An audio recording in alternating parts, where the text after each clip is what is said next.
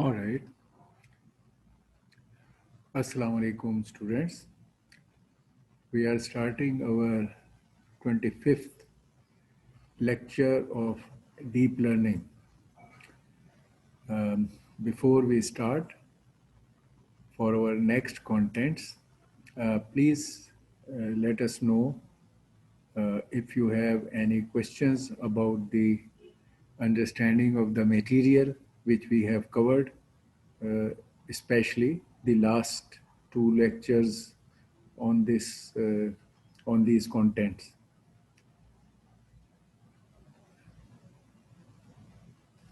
Okay. All right, Numan,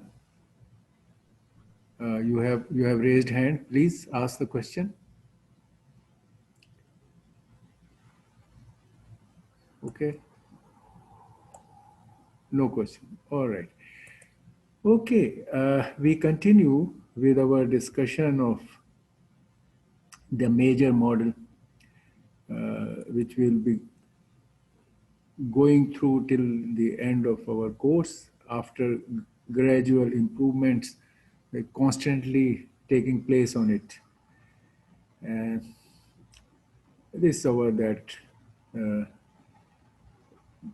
linear classifier which is parameterized based linear classification thing. So we'll go through that till the end. Okay, this is the one I said, which is your project two thing. In project two, we have some very basic part of it, but we will keep growing it, and next sequence of projects all will come through for this model, parameterized machine learning, in which we are looking at the linear classifier. This was the arrangement, pictorial arrangement of linear classifier, which is parameterized based. Here are the parameters.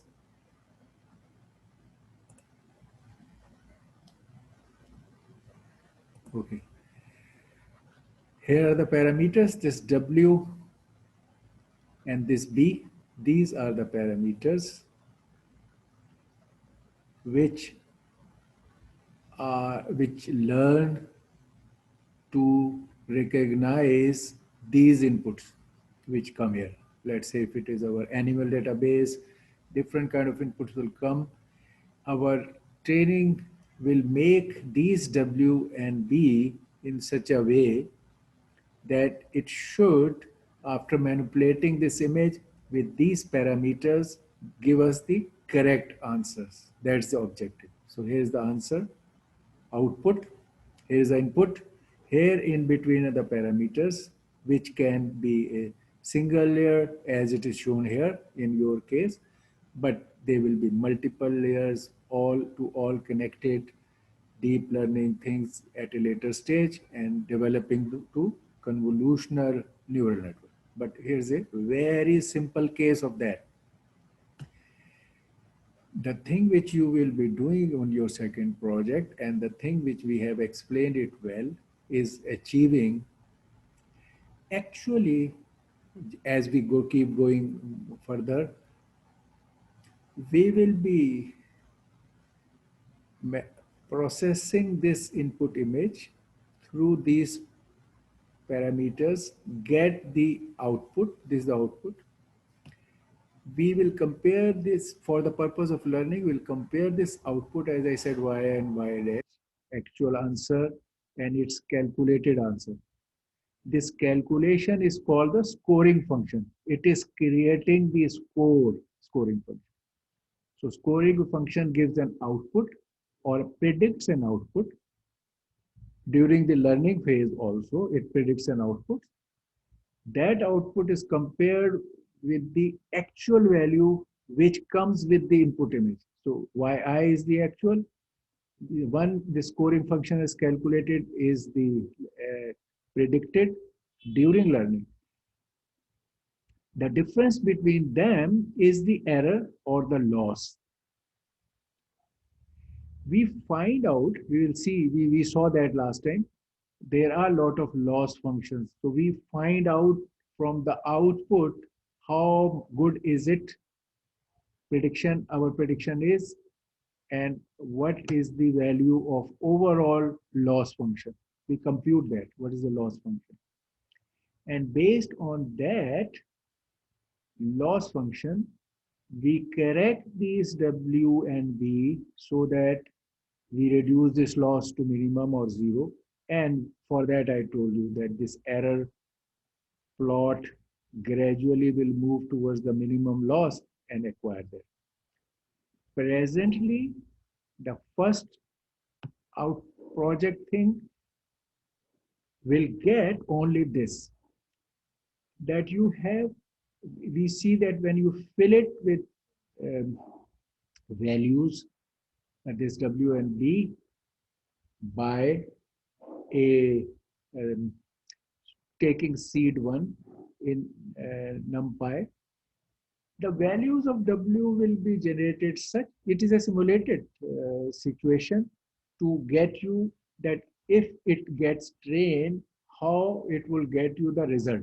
So it's only more of a using a trained model, your first project, that it happened that your training involved that you randomly generate these Ws under a seed which was planned like this, that for a given image, it will give you the correct answers, so that you go through the process again for a model which has been trained and then it can predict rightly the things. आपका पहला project जो यानी अब second project जो है कल वाला, वो इस एस्पेक्ट पर है, उसमें हमने वो रिगर आपकी ओमिट की हुई है कि भाई ये जो वैल्यूज आई है ये ऐसी तो सही वैल्यूज नहीं आती, ये रैंडम जनरेशन से आई हैं, वो प्लान की हुई है कि सीट के साथ से, but then in the next we will go to this कि भाई आप अपने लॉस फंक्शन को देखें, इस लॉस फंक्शन की क्वांटिफाई करें ताकि आपको पता चले कि कितना अच्छा आपका W एंड B की वैल्यू है, और बेस्ड ऑन दैट आप ये वाला एक्शन करें ताकि इस W और B को आप चेंज करें इन द राइट डायरेक्शन। तो वो आपका नेक्स्ट प्रोजेक्ट, और फिर इसी तरह आगे के कुछ और चीजें हैं, इसको तो हम कहेंगे मैक्सिमाइजेशन, कि हम पहले लॉस फंक्शन देखेंगे, लॉस फंक्शन के बेसिस पर ये वाला काम जो करेंगे ये मैक्सिमाइजेशन का होगा। जब हम ये मैक्सिमाइजेशन कर रहे होंगे तो एक और इशू आ जाएगा कि यार कहीं आपने ओवर ट्रेन ना कर दें, ये अब आप ट्रेनिंग कर रहे हैं इसकी और उसमें लॉस को मिनिमाइज कर रहे हैं, मगर उसमें एक वरी है कि कहीं आप ओवर फिट ना कर दें मॉडल को। अगर ओवर फिट कर देते हैं तो फिर वो जो अननोन चीजें आएंगी वो उनका रिजल्ट इतना अच्छा ना आए, अगर ये उस सेंस में ओवर फिट हो जाए तो उनका रिजल्ट अच्छा नहीं आए। तो फिर हम एक और चीज सीखेंगे आज कि इसके लिए आपको रेगुलराइजेशन का काम करना है। पहले आपने मैक्सिमाइजेशन करना है ताकि आप लॉस को मिनिमम करें at the time of training, लेकिन उसके बाद आपने ये देखना है टू अवॉइड ओवरफिटिंग, आप एक और फैक्टर डालेंगे रेगुलराइजेशन का, ताकि ये लॉस कम होकर ट्रेंड गुड हो, मगर जब ये जनरलाइज चीज़ों पर जाए तब भी बेहतर काम करता रहे। ये ना हो कि ये ट्रेनिंग वाले के साथ ओवरफिट इतना हो जाए कि जब आप नॉर्मल मॉडल्स दें तो वो उसमें एरर की लेवल ज़्यादा हो। हमारा मेन इंटरेस्ट तो ये है कि जब हम अननोन चीज़ें देंगे उस वक्त की एरर को मिनिमाइज करना, तो इस एरर को मिनिमाइज करना और दूसरी एरर को मिनिमाइज करना, दोनों को हमें केयर करना है। तो आज इस लिहाज से हम लॉस फंक्शन को क्विकली ओवरव्यू करके जो हमने लास्ट टाइम की है, will focus on maximization which means minimization of error and maximization of parameter setting, okay, and then regularization। ये हमारे दो पार्ट होंगे। ये वाला पार्ट जिसमें हमने लॉस फंक्शन को देखा और एक सिंपल एग्जांपल की विच इज योर प्रोजेक्ट, वो ये है कि जी आपने कहा कि मैंने अब इस वक्त आपने खाली रन करना है एक ट्रेंड मॉडल पे और शो करना है कि आपने सही, आपके मॉडल जो बना हुआ है उसने इसको सही डिटेक्ट कर लिया।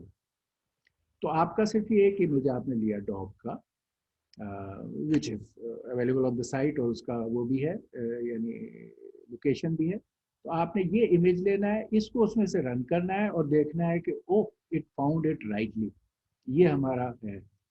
उसके लिए मैंने बताया था कि जो कोड आपका होगा वो हमें उस कोड में पहले हमने देखा ये लेबल्स, वो जो 3 चीजें हमारे इसमें हैं एनिमल डेटाबेस की, और फिर ये सीड वो है जिससे एक्चुअली हमने ट्रेनिंग वाला काम ले लिया है। इस वक्त आपने मैक्सिमाइजेशन और ट्रेनिंग नहीं की इस एग्जाम्पल में जो आप कर रहे हो, just seed did the job of maximization to handle one problem at a time. हमने कहा कि अभी आपकी ये वाली पार्ट को मैक्सिमाइजेशन को रहने देते हैं, लेट्स सी कि अगर ये मैक्सिमाइज होकर जब मॉडल बन जाए what does it do to give you the correct result, हम ये देख रहे हैं। तो उसमें हमने बताया कि भाई ये आपने W की वैल्यूज जो एक्चुअली मैक्सिमाइजेशन प्रोसेस से बेस्ट आनी थी, वो बिकॉज ऑफ सीड 1 जब आपने रैंडम नंबर जनरेटर से फिल किया तो ये एक तरह से आपका W ट्रेन शक्ल में आ गया। आप समझे कि इस काम के लिए उसमें सही डाटा मौजूद है जब सीड 1 आप ले रहे हैं।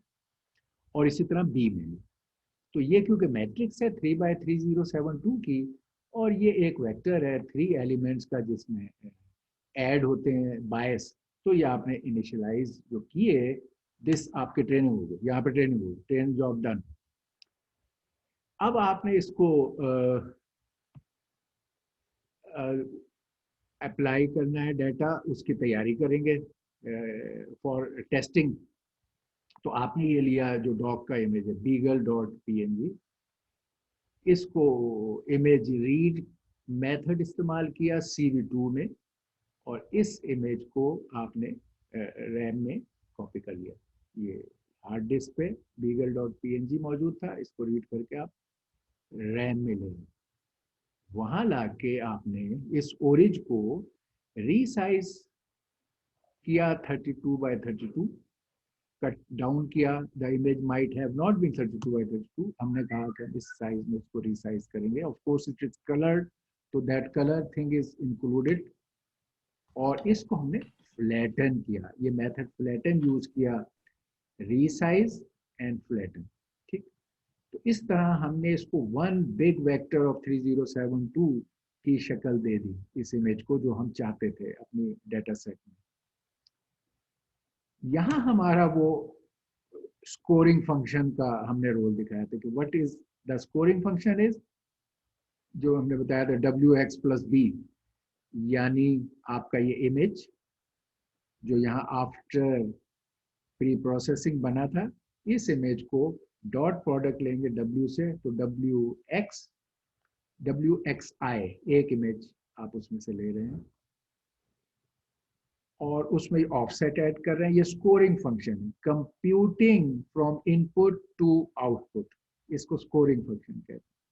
तो आपकी आउटपुट की वैल्यू यहाँ जनरेट होगी जो वहां पर टेबल में नजर आती है output, that is what this system is predicting. ये जो एक बना हुआ सिस्टम था, लेट्स से जो हमारा हम अस्यूम कर रहे हैं कि ये W जब हमने उसको इनिशियलाइज किए तो फाइनली ये सही ट्रेंड हो गया। अब इस सिस्टम ने आउटपुट आपको ये दी W और B मौजूद हैं, और उनको जब कंप्यूट किया तो स्कोर बना जो यहाँ पे कंप्यूट होगा। अब हमने खाली इसको देखना है कि प्रिंट करके कि क्या ये what is the score for all, for for जब हम इसको रन कर डॉग कैट और पांडा, यानी आपका ये एक्स, आपका ये जो XI है, कि जब इस W से डॉट प्रोडक्ट लेता है तो W में ये तीनों रोज हैं, 3 रोज हैं, हर row corresponds to each output generated, और बी भी उसी में कॉरस्पॉन्ड करके ऐड होता है। तो ये जो आपका इमेज आया, इस पास किया पूरे W से तीनों लेयर से, और इसने कहा कि मेरी कंप्यूटेशन के मुताबिक डॉग के स्लॉट में ये वैल्यू उसने डाली, उसने ये वैल्यू डाली, दूसरी रो में जब कैलकुलेशन की तो उसने ये वैल्यू डाली जो कि कैट का स्लॉट था, तीसरी रो का जो कैलकुलेशन का आंसर आया वो ये है। अभी हमें हमें ये पता है स्लॉट्स इन चीज़ों की हैं, हमें इस कैलकुलेशन ने जो स्कोरिंग फंक्शन था उसने 3 रिजल्ट्स दिए। अब हम इसमें देखेंगे कि हमारे इसमें what is which one is the highest, तो ये हाईएस्ट है। इसके आगे हम देखेंगे कि स्लॉट किस चीज की है, डॉग की। तो हमारे सिस्टम के हिसाब से इसने सही प्रिडिक्ट कर दिया कि ये डॉग है। अगर ये वैल्यू कम होती, ये वैल्यू हाईएस्ट होती, ये मिडिल होती, तो हम कहते हैं हमारे सिस्टम ने प्रिडिक्ट किया है कि ये कैट है, जबकि एक्चुअली ये डॉग था। इनफैक्ट ये वाला मामला आप अपने इस प्रोजेक्ट में इस तरह देखेंगे कि आप वो जो आप असल में ट्रेनिंग के लिए जो हमने सीड इस्तेमाल किया, उसको आप 1 की जगह आप करें 2। अब वो matching idea, right matching W पैदा नहीं हो रहा, तो 2 करेंगे तो मे बी आप 3 करें, 4 करें, आप that will be part of your project thing to see. तो फिर आप देखेंगे कि आंसर मुख्तलिफ, sometimes it will say it is cat, sometimes it will say it is panda, sometimes it will may again say it is dog, depending on कि क्या वहाँ values हैं। तो values which are available in W and B after training are critical to decide that. तो ये हम देख रहे हैं कि ट्रेनिंग के बाद या ट्रेनिंग से पहले अगर रिजल्ट्स ये हों तो फिर क्या ये करेगा सिस्टम। तो it is more of a using and predicting an unknown thing and see how well the system works. ये हम इस प्रोजेक्ट में सिर्फ ये कर रहे हैं। अच्छा, लेकिन जैसे मैंने आपको बताया that will not always be the case कि हमारे पास पहले से ही ट्रेन डब्ल्यू और बी हो। पहला फेज ट्रेनिंग का होता है, उसके बाद यूज करने का होता है testing, using it for the unknown data. अभी हमने टेस्टिंग कर ली और हम देखा वो इट वर्क्स फाइन, और अगर हम देखा कि अगर गलत डाटा हो डब्ल्यू और बी में इट डजंट वर्क फाइन, यहाँ तक हम पहुंचेंगे। लेकिन हाउ अबाउट कि जब इनिशियली डब्ल्यू में कोई वैल्यू हो and that does not give you the right answers, तो आपने उस डब्ल्यू को ट्रेन करना है और based on loss function train करना है। That is your next, that will be your next project कि किस तरह। वो ये है कि आपने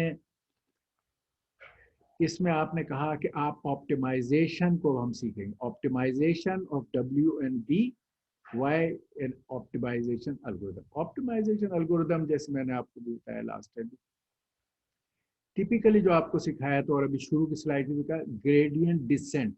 हमने मैथमेटिक्स में भी देखा कि वो जो उसका डेरिवेटिव है, अगर डेरिवेटिव के नेगेटिव फैक्टर के साथ हम x को मूव करें हॉरिजॉन्टल साइड पर, डेरिवेटिव के वैल्यू के साइन के अपोजिट जाएं, तो हम हमेशा मिन की तरफ ट्रेवल करते हैं। ये हमने रूल मैथमेटिक्स में बड़ी डिटेल से देख के समझा कि वो क्यों स्लोप के माइनस में जाने की बात होती है। अब हम वो ट्रेवल करेंगे so that we reach to the minimum of error using setting such डब्ल्यू एंड बी कि हमारा जो लॉस फंक्शन है वो मिनिमाइज होगा, और उसके लिए हम ग्रेडियंट डिसेंट इस्तेमाल करेंगे। ठीक, ग्रेडियंट डिसेंट के भी दो वर्जन, दो ऑप्शंस हैं जिनको हम देखेंगे। एक सिंपल ग्रेडियंट डिसेंट जो अभी हमने देखा सिंपल कॉन्सेप्ट में, और फिर वही एक और ऑप्शन में कि when it is A more sophisticated cross entropy based gradient descent. दोनों का एम एक ही है, ये उसका एक सिंपलर मॉडल है और वो उसका पावरफुल मॉडल, बट दोनों का एम यही है कि you want to move by using loss function, you want to move to minimize the loss function by traveling opposite to the slope sign of your function, that function. Okay, ये हमने देखा last time कि भाई loss functions की पहली type, और फिर उससे ऑप्टिमाइजेशन हासिल करना है, और फिर लॉस फंक्शन की दूसरी टाइप। पहली टाइप, पहले तो चलो लॉस फंक्शन का बिहेवियर हमने ओवरऑल देख लिया, हासिल क्या करना है। तो अगर हमारा ये डेटाबेस एक और है C410, ये भी बड़ी बेसिक डेटाबेस है जिसमें 10 ऑब्जेक्ट्स की रिकग्निशन के लिए वो है आपके पास इमेजेस। तो C410 है ये, they are all standard databases available for for users to practice or test or research or things like that. Okay. तो हम इसमें C4 का यूज करके हमने दो मॉडल बिल्ड किए और हमने देखा कि यार इनके लॉस फंक्शन का बिहेवियर क्या है। हम देख रहे हैं एक मॉडल में लॉस फंक्शन का ये बिहेवियर है कि ये बहुत नीचे तक जाती है, रिड्यूस होती हुई, दूसरी in between somewhere flatten out हो जाती है। अगर ट्रेनिंग के लिहाज से हम देखें तो हमें ये लॉस फंक्शन सूट करती है कि जैसे जैसे हम ट्रेनिंग के सैंपल्स को बढ़ाते जा रहे हैं, हम सेट करते जा रहे हैं डब्ल्यू और बी को इस तरह कि हमारा लॉस मिनिमाइज हो। यहाँ बहुत ही लॉस मिनिमाइज हुआ, यहाँ कहीं अबाउट दिस वैल्यू फ्लैटन हो गया। तो इन दो मॉडल में से हम कहेंगे यार ये वाला मॉडल हमारे लिए ट्रेनिंग वाइज बेहतर है। अब और पहलू जब आएंगे तो हम बाद में देखेंगे कि अगर ओवरफिट का मसला आ जाएगा तो फिर हमें अपनी इन मामला को रिव्यू करना पड़ेगा।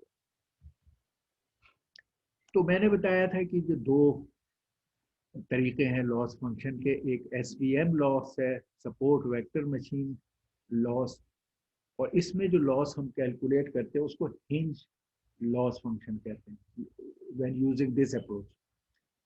तो ये सिंपली ये था कि ये हमारा स्कोरिंग फंक्शन है, डब्ल्यू और बी को और एक इमेज को यूज करके ये बनता है वो, ठीक है। अच्छा, अब इसको हमने यूज करके लॉस कैलकुलेट करना था। तो मैंने जैसे आपको बताया कि हर एक्स आई के साथ एक वाई आई करेक्ट आंसर है, और इधर जो आपकी कैलकुलेशन होती है वो स्कोर आपका है, स्कोर फॉर वाई, ये ये आपका वाई आई का स्कोर है जो यहाँ दिया हुआ है जो एक्चुअल, और जो आप उधर कैलकुलेट करते हैं वो हम उसको एस जे, ये तीन है, इनको हम जे से पॉइंट कर रहे हैं।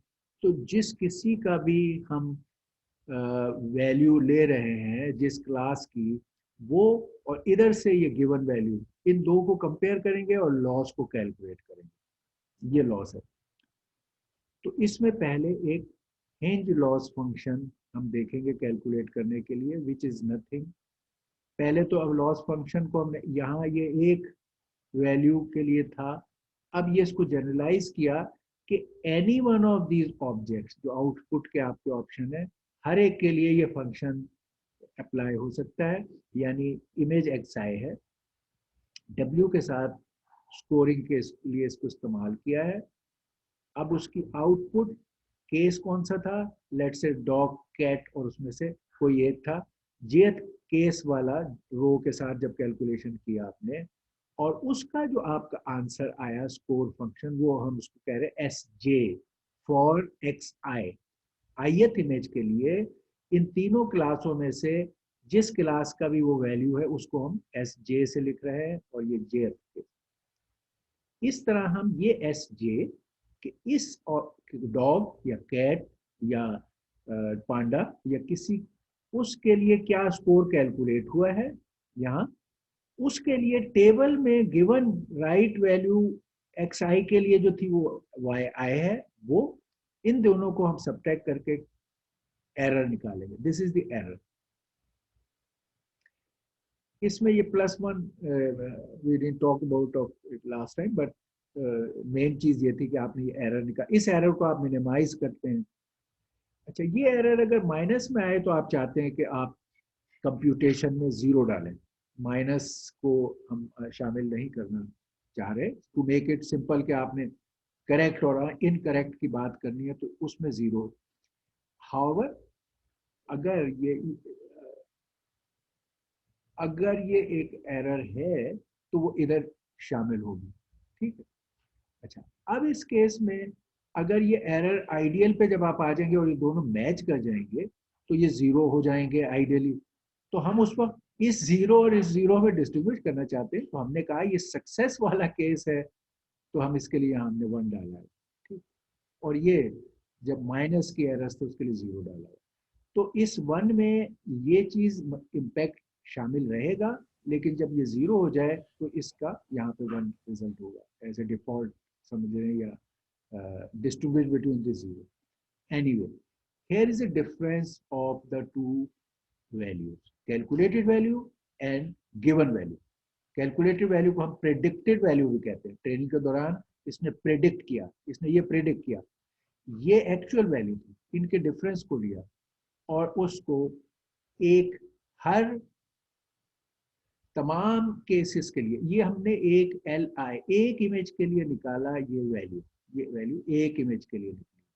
हमें ये वैल्यू तमाम इमेजेस के लिए कैलकुलेट करनी है और फिर ये मैक्स और सम का मतलब है हम यहाँ पे ये, क्योंकि ये चीज आप जे पे ले रहे हैं, इसका मतलब आप क्लास के तीनों लोगों के लिए एक एक्स पर, एक गिवन एक्स पर तीनों क्लासों की जो एरर है उसको इकट्ठा करें।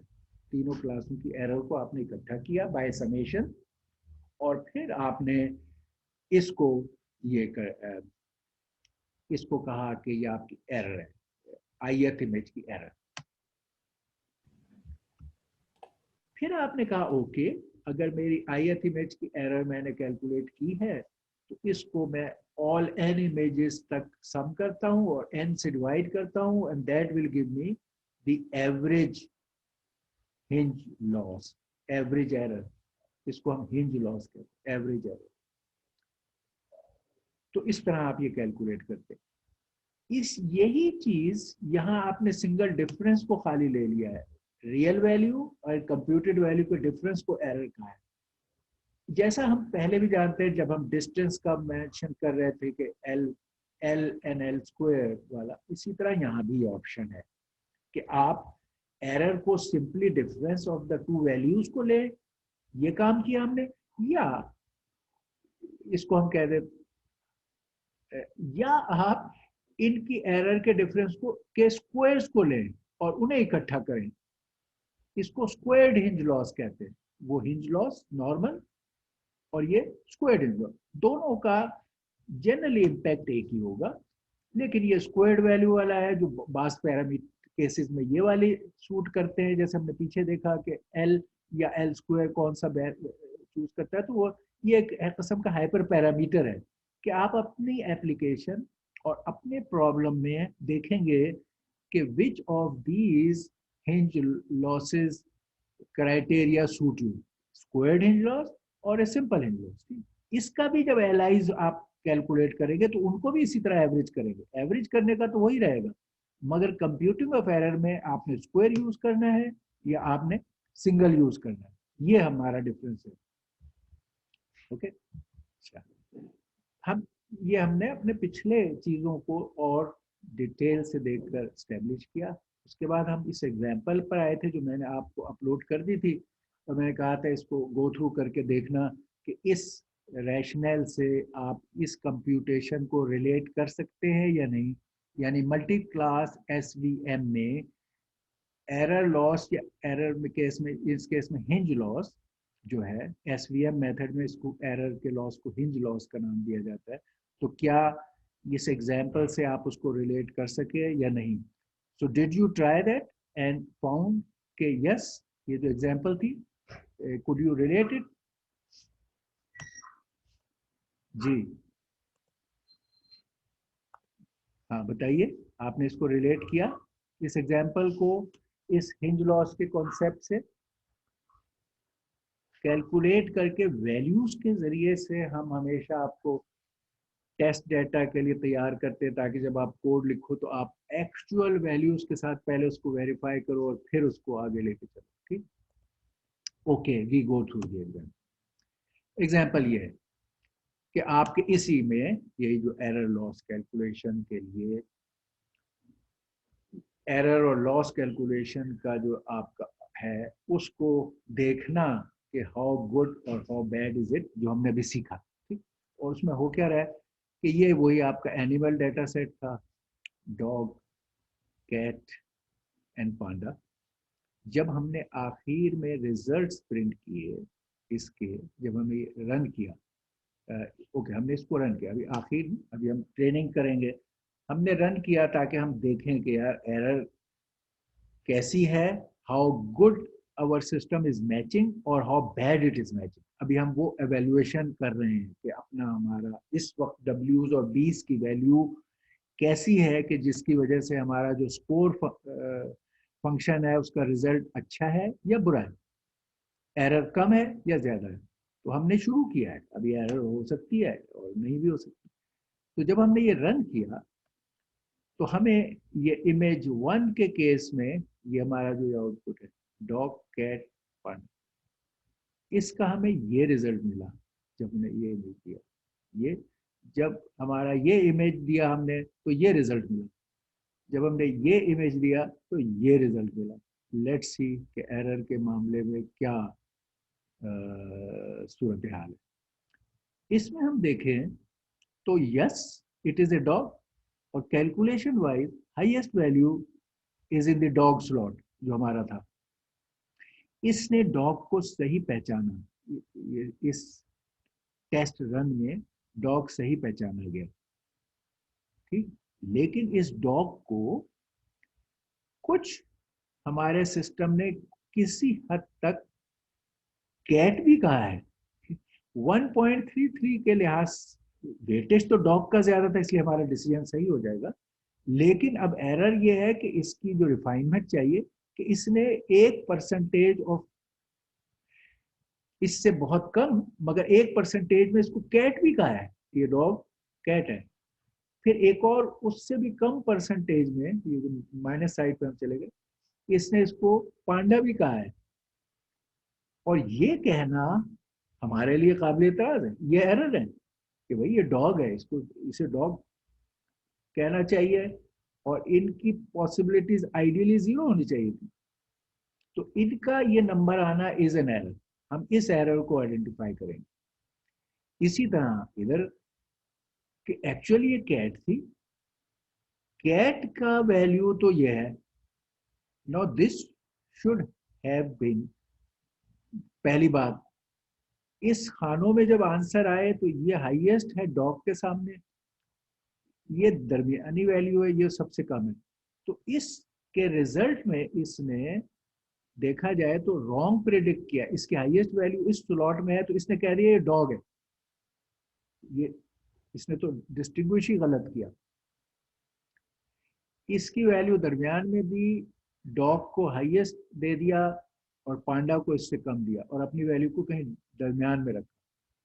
पहली बात तो ये प्रेडिक्शन गलत है। अब आप देखें कि अगर हम कहें कि एरर को देखना चाहें तो हाँ, हिंज लॉस ये है, if we hinge across this कि भाई ये कैट जो है शुड बी दी हाईएस्ट, ये वैल्यू को हम रेफरेंस रखें तो फिर ये उस एरर होगा और इससे ये एरर होगा। इस हिंज के अक्रॉस वो एरर्स निकालेंगे। इस केस में इस हिंज के क्रॉस जो राइट चीज है उसको हिंज बना के एरर निकालेंगे। इसमें जो ये राइट चीज वाला वैल्यू है इसको हिंज बना के एरर्स निकालेंगे।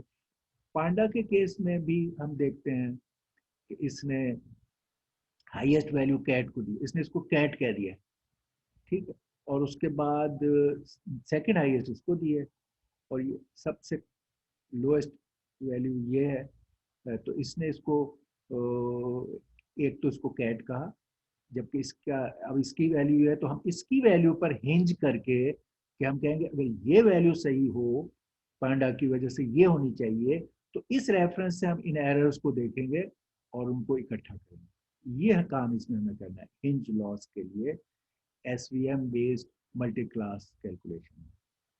ये कैलकुलेशंस आगे हैं, ये जो आप देखेंगे जो यहाँ दी गई थी, जो आपसे कहा था कि इनको पहले केस में वही जो हमारा हिंज लॉस कैलकुलेट करने का मैक्स का फंक्शन था for all cases all three.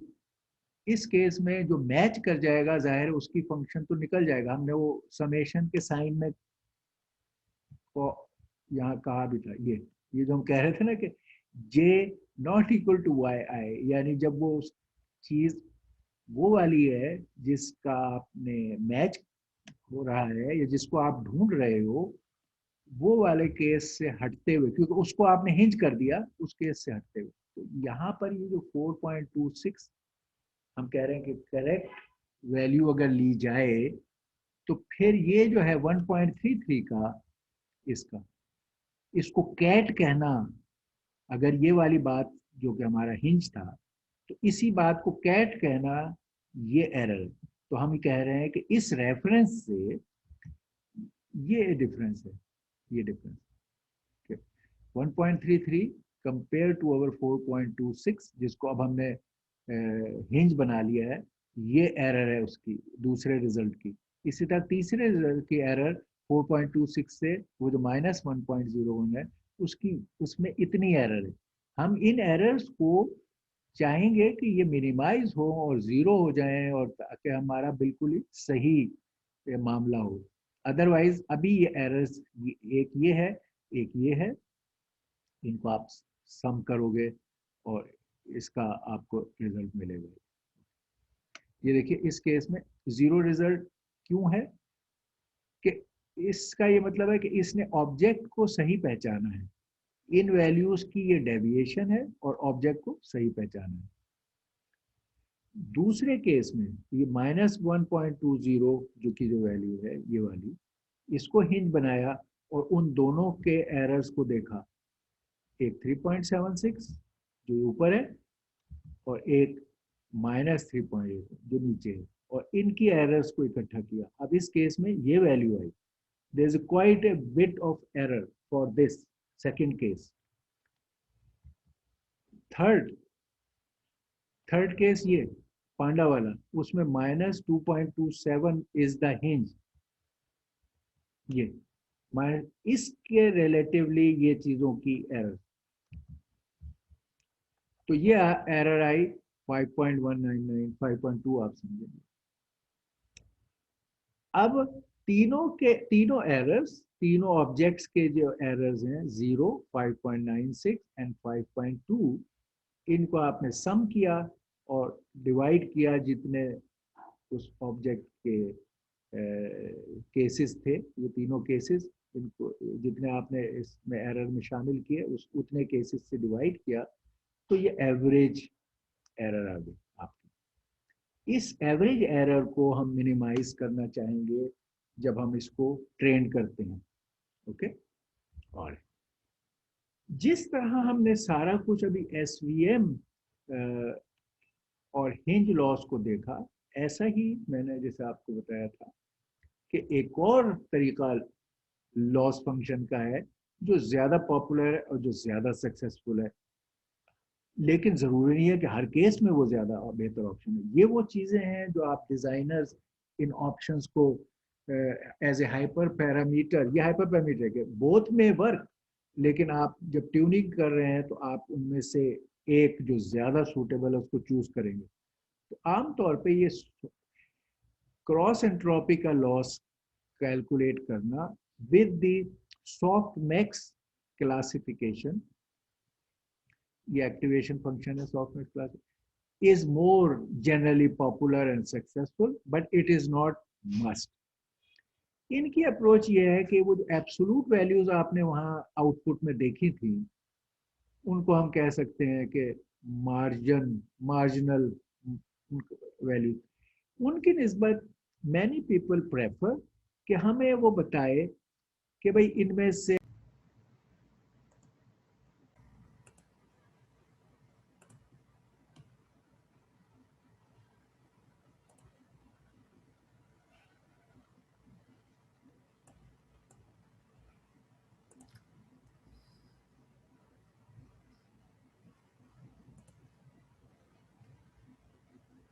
जी नुमान, आपने रेज हैंड किया है, आपका कोई क्वेश्चन है?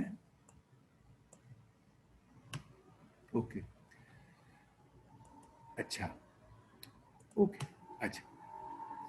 तो एक और लॉस फंक्शन का मॉडल क्रॉस एंट्रोपी लॉस है, और ये सॉफ्ट मैथ्स।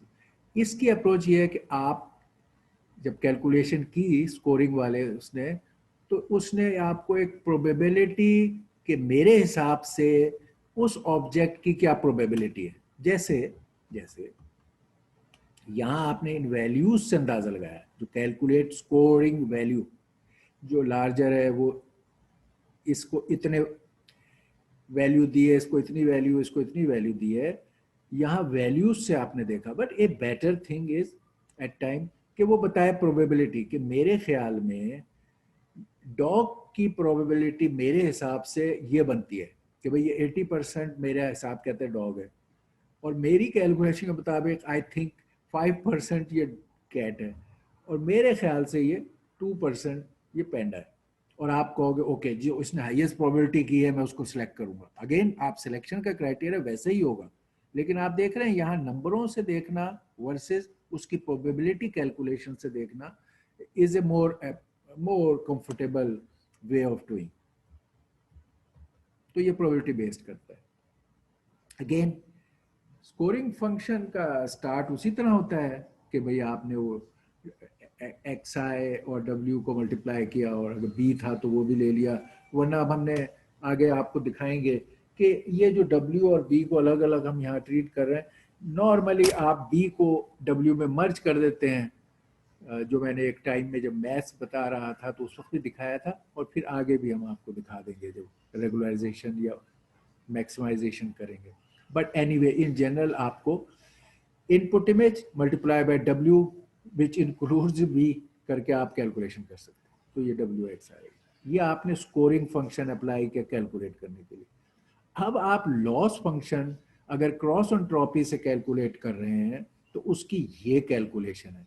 इस अननॉर्मलाइज्ड लॉग प्रोबेबिलिटी को कैलकुलेट करना फॉर ईच क्लास, जैसे वहां पर भी आपने एरर फॉर ईच क्लास या ईच ऑब्जेक्ट के लिए की थी, बिल्कुल उसी तरह ये जे वो वाला है।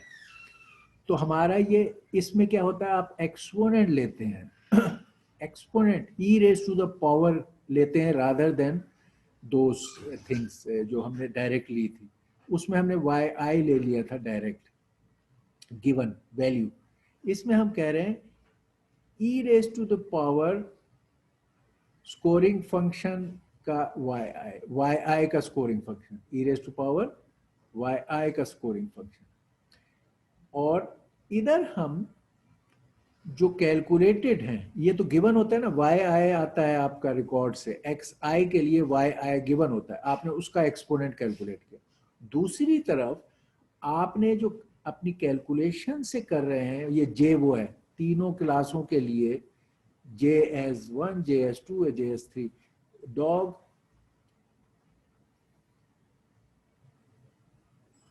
डॉग और कैट और पांडा, उनके लिए ये पावर लिया आपने, उनके आंसर्स जो आ रहे हैं कैलकुलेशन के स्कोर, ये स्कोर जे है, ये स्कोर वाई आई है। तो आपने एक्सपोनेंट लिया जो उसका करेक्ट आंसर था, और आपने सम किया उन एक्सपोनेंट्स को जो इसने कैलकुलेट करके तीनों बताए।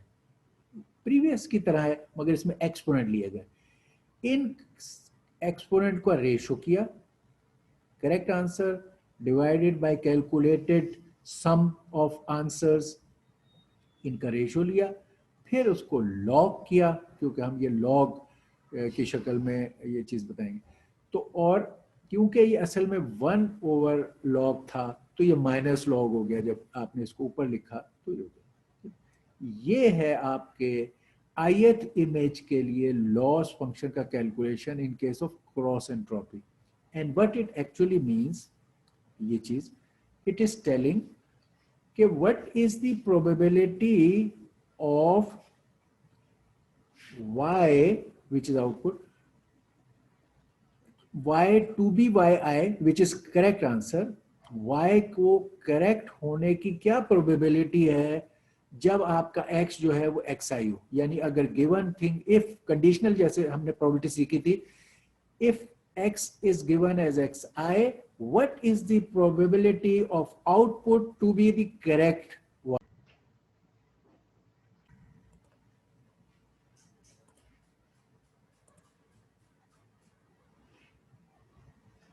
ओके, यहां पे हम थे।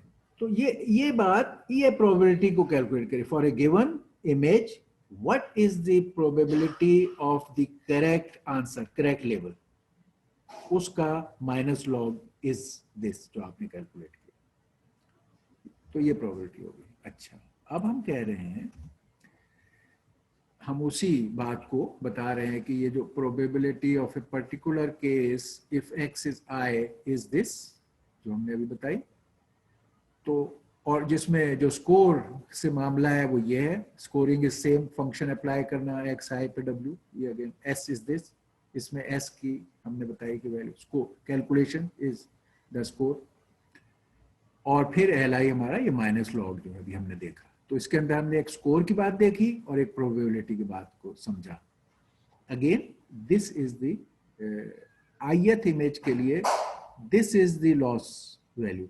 जिस तरह पीछे किया था कि अगर ith इमेज की लॉस वैल्यू निकालिए तो तमाम इमेज की लॉस वैल्यू को लेके एवरेज करना, इसमें भी L I calculated by this method, her image का लिया, उन सबको सम किया लॉस को, और एन इमेजेस थे 1/n, यानी डिवाइड किया n से, और आपने उसी तरह वो निकाला। जनरली बहुत जगह ये ज्यादा पॉपुलर है और सक्सेसफुल है। अब वही जैसे एग्जांपल हमने पीछे की थी, अब वो एग्जांपल इसकी भी करेंगे। क्रॉस एंट्रोपी लॉस, जिसमें हम सॉफ्ट मैक्स क्लासिफिकेशन इस्तेमाल कर रहे हैं, अब ये उसके रिजल्ट्स को हम नंबर्स वाइज इंटरप्रेट करेंगे और उसकी कैलकुलेशन को देखें और समझेंगे। अगर फर्ज करें इनपुट ये पांडा था और आपके इस cross entropy loss soft max classifier ने आपको ये आउटपुट दी, ये, तो अब हम देख रहे हैं कि यार ये क्या कह रही है दिस आउटपुट।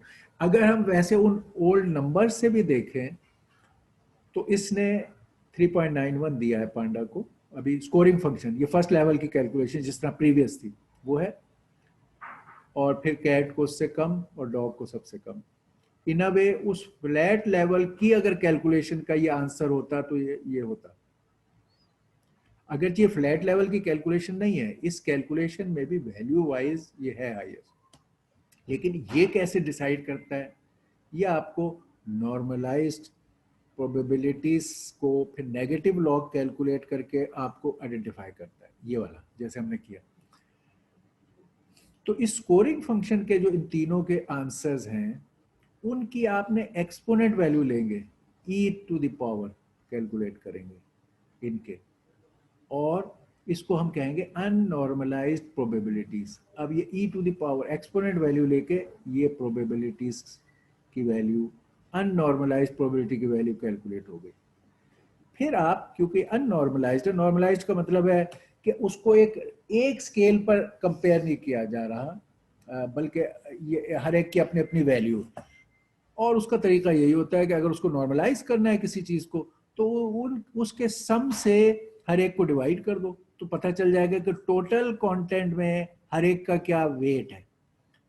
तो हम इन तीनों को ऐड करें, जो भी होगा 52.22 से इन सबको डिवाइड करें, तो हमारा फिर ये नॉर्मलाइज्ड प्रोबेबिलिटी हो जाएगी। अब हमारे सारे आंसर यहाँ तो देखें ना, प्रोबेबिलिटी में आंसर अननॉर्मलाइज्ड थे, तो 0, 3, 49 सब तरह के आंसर थे। नॉर्मली नॉर्मलाइज प्रोबेबिलिटी का मतलब होता है आपका maximum some of probabilities will be 1, and your probability values range from 0 to 1, और अगर उसमें सारे केसेस शामिल हों, कंप्रिहेंसिव हो, तो उसका सम 1 हो सकता है एट द मोस्ट। अगर सारे केस शामिल नहीं है तो 1 से कम रहेगा, मगर प्रोबेबिलिटीज नॉर्मलाइज्ड 0 से 1 के दरमियान ही होती हैं। यहाँ तो आप देखें ना 49 प्रोबेबिलिटी की, ये अननॉर्मलाइज थी। अब आप देखें सारी प्रोबेबिलिटीज 0 से 1 के दरमियान है, और ये हाईएस्ट, ये मिडिल, ये लोएस्ट। इनको परसेंटेज में भी आप देख सकते हो, 93.9, 0.93 एटसेट्रा, और ये 6.01 एटसेट्रा। इनको फिर हमारा वो जो लॉग फंक्शन था, नेगेटिव लॉग, तो इनकी वैल्यूज का आपने माइनस लॉग कैलकुलेट किया। ये जो नॉर्मलाइज्ड फंक्शंस हैं इनका माइनस लॉग की वैल्यू कैलकुलेट की, जो हमारी पीछे सॉफ्ट मैक्स के फंक्शन में थी, ये माइनस लॉग ऑफ दैट, ये हमने कैलकुलेट किया। तो वो तीनों के मुख्तलिफ आएंगे, वो इसने दो नहीं लिखे क्योंकि ये वैल्यू इसकी हाईएस्ट है, उसने इसको हाईलाइट कर दिया। इस वाली का जो माइनस लॉग वैल्यू होगी वो ये होगी, और ये हाईएस्ट है, और ये आपका पांडा को पहचान रही है क्योंकि पांडा के ग्रुप में। ओके, तो हमने अब दोनों तरह के लॉस फंक्शंस की डिटेल और उनकी एग्जांपल्स को कंप्यूट होने को देख लिया. Any question so for? Okay, अच्छा, अब हमारा जो एम था, हमने कहा कि जब हमें लॉस का पता चलता है उससे हमें मालूम हो जाता है how good is our system up till now, how bad और good, is it matching, giving us good results और नॉट. हमें इस लॉस फंक्शन की वैल्यू से ये पता चल जाता है. फिर हम ये कहते हैं ऑल राइट, अगर लॉस ज़्यादा है हमारे रेंज से, जो हमारे थ्रेशोल्ड से, तो let's carry out some correction in our W matrix which is our parameter matrix. ये पैरामीटराइज्ड बेस, मैंने कहा पैरामीटर की मैट्रिक्स को हम कुछ करेक्शन अप्लाई करें और वो correction in the right direction apply करें ताकि हमारी एरर मिनिमाइज होने की तरफ जाए. वही जो हमारा प्लॉट हमेशा से होता है, मैक्स मिन को मालूम करना 2 डायमेंशनल में और 3 डायमेंशनल में, अब हम वो काम कर रहे हैं. इसको ऑप्टिमाइजेशन कहते हैं. हम इस हिस्से में ऑप्टिमाइजेशन और रेगुलराइजेशन, ऑप्टिमाइजेशन तो यही है जो मैंने बताया कि एरर को मिनिमाइज करके अपने अपने प्रिडिक्शन को ऑप्टिमाइज करना, करेक्ट करना. Minimum error, maximum correctness, accuracy, ये ऑप्टिमाइजेशन है. और इसमें वही आप डेरिवेटिव के साइन के अपोजिट ट्रेवल करेंगे उस प्लॉट पे so that you get to the minimum point, ये ऑप्टिमाइजेशन. एक चीज रेगुलराइजेशन है जो मैंने आपको बताया कि जब काम हम ये वाला कर रहे होंगे तो हमें एक रिस्क रहता है कि ये ओवरफिट अगर हो जाएगा तो जब अननोन चीज़ों पे आएगा, आने पर हमें रिजल्ट गलत मिल सकते हैं. तो हम इसमें एक रेगुलराइजेशन का पहलू डालेंगे ताकि ये ओवरफिट ना हो और अननोन चीज़ों पे भी इसकी परफॉर्मेंस अच्छी रहे. इनफैक्ट रेगुलराइजेशन इज सच कि at times we have to compromise कि हमें अननोन चीज़ों की परफॉर्मेंस बेहतर हो जाए, इवन अगर हमें ये कॉस्ट करता है कि लर्निंग स्टेज की जो हमारी अभी एरर रिडक्शन है वो कम हो. लर्निंग स्टेज की ऑप्टिमाइजेशन का रिजल्ट थोड़ा सा बेशक खराब हो जाए लेकिन रियल सिचुएशन को बेहतर रिजल्ट मिलने के लिए रेगुलराइजेशन का फैक्टर डाला जाएगा. तो अभी हम ये दोनों चीजें देखेंगे, पहले ये फिर ये. ओके, ऑप्टिमाइजेशन जैसे मैंने आपको बता दिया कि हमेशा वही डेरिवेटिव हम लेते थे जो हमने मैथ्स में भी किया, अभी भी किया. हम एक डिपेंडेंट वेरिएबल का derivative with respect to independent variable लेते हैं. एक फंक्शन है उसमें एक डिपेंडेंट वेरिएबल है, एक इंडिपेंडेंट वेरिएबल. तो हम उसका डेरिवेटिव लेते हैं और फिर उस फंक्शन को स्टेप इटरेट करेंगे, step by step independent variable की वैल्यू को चेंज करते जाएंगे हत्ता कि हमारा डिपेंडेंट वेरिएबल की वैल्यू मिनिमम हो जाए. दिस इज ऑप्टिमाइजेशन जो यहाँ मैंने रेड उसमें दिखाई हुई है. Again to recall and to tell you again the figure, हम हमेशा ये बार बार ये चीज़ें हमारी ब्रेड एंड बटर है, ये थ्रू आउट चलेंगे हमारे साथ. जो हम कह रहे हैं अभी और बात कर रहे हैं वो ये है कि हम कह रहे हैं कि ये वाली चीज़ है. I can again drop, no problem. हम इंडिपेंडेंट और डिपेंडेंट वेरिएबल, अक्सर हम जो जानते थे हमारा x independent variable, y dependent variable, और इस plot y is equal to function of x, ये होता था हमारा जो हम जब जानते हैं बेसिक फंक्शंस अपने कॉलेज अलजेब्रा से. और अगर हमें इसमें मैक्सिमम मिनिमम मालूम करने होते थे तो हम इस फंक्शन पर अगर इस जगह हैं तो हमारा एम ये है कि हम इस जगह आ जाएं. मिनिमाइज करना, मैक्सिमाइज करना होता था बाज़ दफ़ा, या मिनिमाइज करना होता है, मिनिमाइज पे आ जाए. अब हमारे इस केस में x और y क्या है? x हमारा वो w है, w के अंदर ही b शामिल है. अब हम जब भी w कहेंगे तो w के अंदर b. और इधर हमारा वो एरर या लॉस फंक्शन है, लॉस. एरर या लॉस क्या है, ये लॉस फंक्शन का score of the loss function. हम चाहेंगे कि ये लॉस की वैल्यू, ये y dependent variable independent, loss की वैल्यू का ये प्लॉट है जो बना हुआ है, ये मिनिमम पे चला जाए ताकि लॉस मिनिमम हो जाए, लॉस की वैल्यू मिनिमम हो जाए। यहाँ लॉस की वैल्यू कुछ और है, हम चाहते हैं मिनिमम पे। इस मिनिमम पे जाने के लिए हम स्टेप बाय स्टेप इटरेशन से जाना चाहेंगे, जाने का तरीका मिले।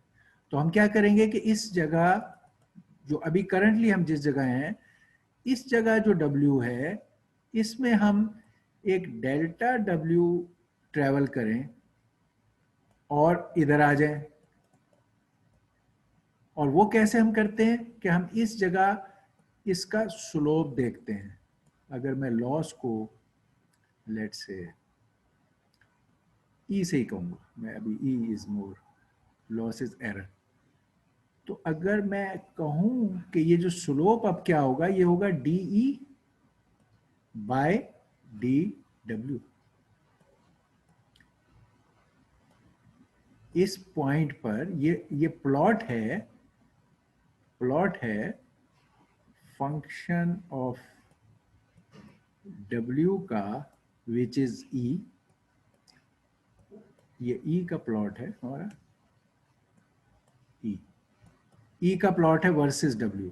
तो हम कह रहे हैं किसी भी पॉइंट पे स्लोप की लाइन अगर हो, it is D E versus W, D W, ये स्लोप है। इस स्लोप का जो भी साइन होता है, हम उस साइन के अपोजिट में जाएंगे तो मिनिमम की तरफ ट्रेवल करेंगे। जैसे अब ये जो स्लोप है इसका साइन नेगेटिव है, हमारे स्लोप्स इधर पॉजिटिव होते हैं और ये नेगेटिव होते हैं। अभी इस जगह अगर आप थे तो स्लोप का साइन नेगेटिव है। हम अगर W के पॉजिटिव साइड पे ट्रेवल करें तो हम टुवर्ड्स द राइट मिनिमम जा रहे होंगे।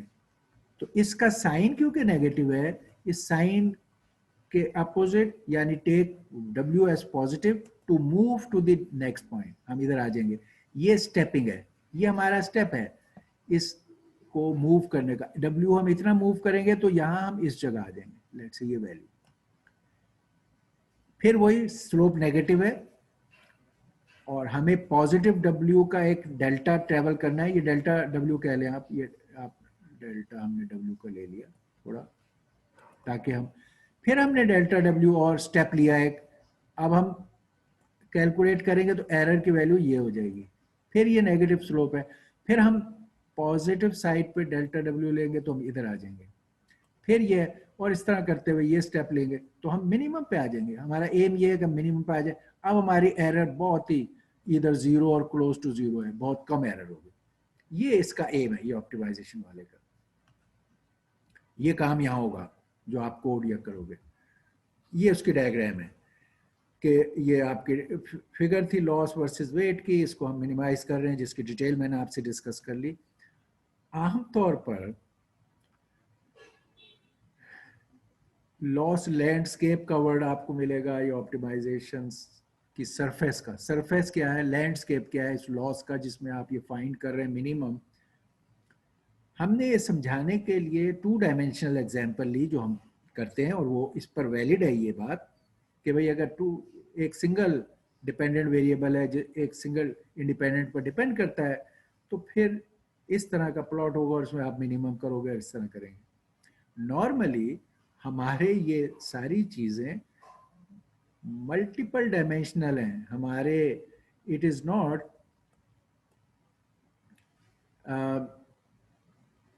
y is not only equal to only one variable kx1।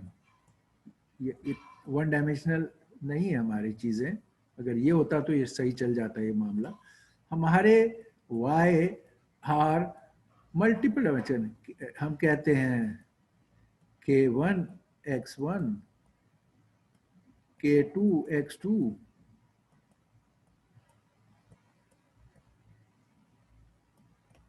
ठीक है। यानी अगर इसको और आप रिकॉल करें तो चलें, मैं इसको और आपके अभी ओके, इसको हम ज़्यादा फेमिलियर ग्राउंड में आपके ले जाते हैं कॉलेज अलजबरा के। इरेज कर देते हैं। ओके, आप जब किसी स्ट्रेट लाइन के इक्वेशन लिखते थे तो वहाँ पर हम ये इस्तेमाल करते रहे हैं। आपको इफ़ यू रिकॉल कि हम स्ट्रेट लाइन के लिए ये कर रहे थे कॉलेज अलजबरा के टर्मिनोलॉजी, हम कह ये x है, ये y है, और इनका अगर एक डायमेंशनल लीनियर वेक्टर बनता था तो ये एक ये लाइन, इस लाइन का स्लोप जो m अगर हो, उसका स्लोप इस लाइन का अगर m हो तो हम कह देते थे इसकी इक्वेशन है y is equal to mx। You recall y is equal to mx। अच्छा, इस केस में ये लाइन जीरो से गुजर रही है। अगर ये जीरो से नहीं गुजरती थी, ये शिफ्टेड होती थी, तब भी मेन चीज y is equal to mx plus c, जितना इसका इंटरसेप्ट होता था वो एड जो होता था y is equal to mx plus c हो जाता था। मगर जो वेरिएबल x है वो एक है और उसके साथ कोई एक कांस्टेंट आ जाता था जो स्लोप का है, और इससे मामला एक डायमेंशन में अगर हमें ये काम करना है तो हम ऐसे करते थे y is equal to mx या y is equal to mx। अब अगर चीज इतनी एक डायमेंशन की ना हो, मल्टीपल डायमेंशन हो, तो वो ये है। अब आपका प्लॉट इस केस में ये ऐसे होता था एक, ठीक, यानी हम कह रहे थे हम एक डायमेंशन में इस प्लॉट को यूं देख रहे थे नीचे बाउल के बॉटम पे जाने। मगर ये वाला अब चीज मल्टीपल डायमेंशन में इधर से भी ये इधर से आ रहा है मिनिमम का मसला। इस तरफ आप हैं तो यहां से भी मिनिमम से आपने आना है, इस तरफ आया हुआ तो इधर भी आपने ये मिनिमम से जाना है। आपने इस बाउल के जो मल्टीपल डायमेंशनल है हर जगह से इस मिनिमम की तरफ ट्रेवल करना है, खाली ये एक लाइन से नहीं करना। तो आपका जब मल्टी डायमेंशनल प्रॉब्लम होता है तो यही y is equal to m x की जगह बहुत सारे y is equal to m x जमा हो जाते हैं। हर एक का अपना स्लोप होगा, अपना पॉइंट होगा। तो हम फिर कहते हैं y is equal to let's say m1 x1, ये पहला केस जो अभी ओरिजिनल था एक डायमेंशन का, और इसके साथ फिर हम कहते हैं ओके m2 x2, ओके, और फिर हम कहते हैं mi xi, और फिर हम चलते जाते हैं और एंड में हम कहते हैं कि एम में भी अगर एन है डायमेंशन तो m n x n. Okay, तो अब आप देख रहे हो ये वही चीज जो एक डायमेंशन में थी जो हम फेमिलियर हैं, जिसके ये प्लॉट भी है। इसी बात को मिनिमाइजेशन के एंगल से अब ये हमारी सरफेस है, इनफैक्ट हमारी सरफेस इससे भी बुरी है। ये हमारा उसका सिंपल मॉडल है हमारी सरफेस का कि एटलीस्ट सारी डायमेंशन हमने कैलकुलेट कर ली, इसके अंदर शामिल कर ली, और हम इस चीज को मिनिमाइज कर रहे हैं। तो अब हमारा ये फंक्शन W पे डिपेंडेंट है। यहाँ वो हमने जैसे बताया था ना, x की जगह हमारा W है वैल्यू, y की जगह हमारा एरर है, इसकी जगह हमारा W है। अब हम स्लोप जो है DE बाई DW लेंगे, और जाहिर है अब ये मल्टीपल डायमेंशन है तो जो आपने पार्शियल डेरिवेटिव सीखे थे उनका रोल आ जाएगा, वो डेरिवेटिव आप अप्लाई कर लेंगे और इस तरह ये स्लोप की इशू को आप हैंडल करेंगे। इस किस्म के केस में जो हमारा है,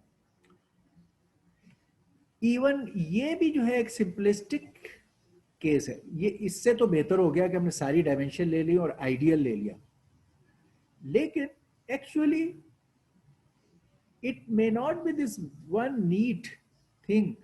इसके अंदर भी यहां हम सो सकते हैं या डिप्स हो सकते हैं।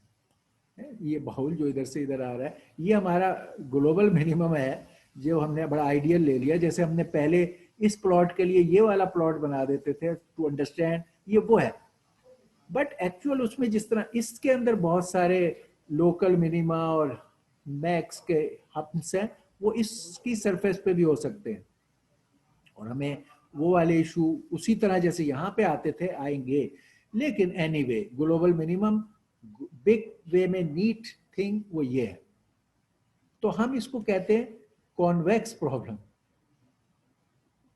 यानी ये जो नीट सा एक पूरा ले लिया बाउल और उसके हम मल्टी डायमेंशनल में बॉटम पे जा रहे हैं, ये शेप एक कॉन्वेक्स की शक्ल है ना। कनकेव और कॉन्वेक्स आप लोगों ने देखा था, कॉनकेव लेंस और कॉन्वेक्स लेंस।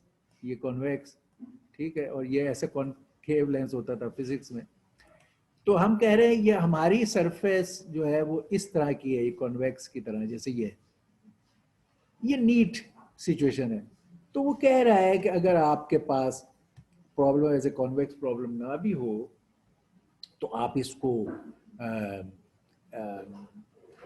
एस्यूम करें कि कॉन्वेक्स है और ये लोकल मिनिमा एटसेट्रा के इश्यूज नहीं है, तो हमारा मामला सिंपल रहता है और it handles most of the things, जैसे हमने इस केस में किया हुआ था। तो ये है, इसका नाम है कॉन्वेक्स प्रॉब्लम। बट हमारा अब सरफेस एरिया या इस ऑप्टिमाइजेशन के लिए जो है वो ये सिनेरियो है। ओके, अगर हमने ये देख लिया तो अब हम इसको इसका वो कर लेते हैं कि how to do the maximization का काम कैसे करेंगे हम, उसमें उसका कोड और उसकी डिटेल। अब हमें सारे कॉन्सेप्चुअल असल में चीज को पूरी बात को समझ लें, फिर coding looks like a very some obvious things, लेकिन उसके बैकग्राउंड पे ये जो इश्यूज हैं अगर ये ना हो तो कोडिंग वो लुक के यार पता नहीं एक के बाद एक क्या आता जा रहा है, वो कुछ नहीं आता। अब आप देखोगे हार्डली एनीथिंग, खाली आप एक आध पॉइंट जो प्रीवियस आप कोड बनाया था अपने बेसिक मॉडल, उसमें आप थोड़ा थोड़ा एक स्टेप बढ़ाओगे, बाकी चीज़ें उसी तरह होंगी और वो आपके लिए अंडरस्टैंडेबल होगी कि ये चीज़ क्यों ऐड हुई। हम इसको ग्रेजुअली ग्रो कराएंगे to a more practical model. तो अब एक ये मैं पहले before we go for the code, एक ये वो पॉइंट जो मैं आपको पहले मैथ्स में भी बताया था, अभी भी मैंने 2-3 दफा जिक्र किया, यहाँ पे बायस्ट्रिक इसको लोग कह देते हैं, वो ये वाला था कि हम कह रहे थे ना आप W लेते हो, ये X से मल्टीप्लाई करते हो तो ये बन जाता है, इसके अंदर ये B के रिस्पेक्टिव ऑफ जो बायस है इसको ऐड करते हो, तब आपका आंसर बन जाता है आउटपुट का आंसर। ये हम हर जगह ये बी की बात बार बार करते थे, लेकिन मैंने अभी पीछे भी जिक्र किया और अभी भी कि ये बी वाले पार्ट को एज ए सेपरेट ट्रीट करना, आप जब मैक्सिमाइजेशन भी करोगे तो फिर आप इसके इफेक्ट्स को स्टडी कर रहे होगे और इसके इफेक्ट्स को स्टडी कर रहे होगे, यानी दो तरह के चीज़ों को आप मैक्सिमाइज करने के लिए इटरेशंस करोगे। तो लोगों ने ये किया कि यार ये इनका हम इनको एज ए वन ट्रीट कर सकते हैं और हम इस टर्म को गायब कर सकते हैं, इस बी को इसमें सबमर्ज करके भी ये काम नीटली हो जाएगा। यानी कि we can make it from this to this.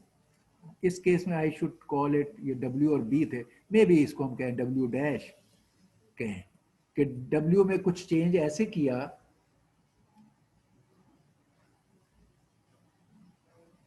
कि डब्ल्यू में हमने ऐसा चेंज किया और कुछ थोड़ा एक्स में भी चेंज किया कि ये एक्स आई जो था